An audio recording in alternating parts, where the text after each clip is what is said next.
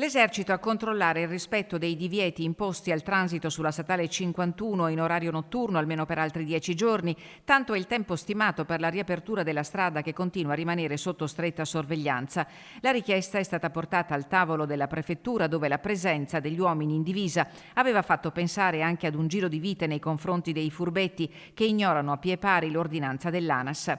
Esercito dunque in campo per la sicurezza, ma anche a disposizione per il trasporto dei pendolari, nei confronti dei quali più voci si sono alzate in questi giorni. I sindacati hanno fatto la loro parte. Confindustria ha sfoderato l'artiglieria pesante per tutelare lavoratori e imprese.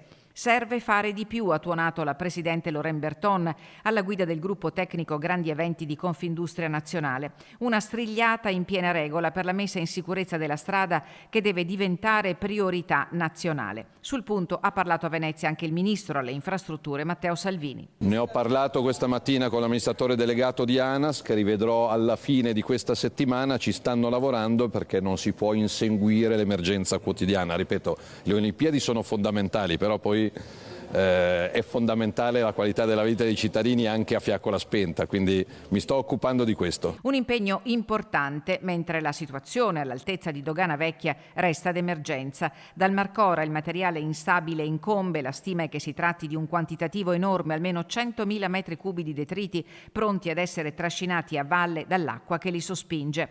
Gianpietro Ghedina, ex sindaco di Cortina, affida ai social la sua richiesta all'amministrazione guidata da Gianluca Lorenzi.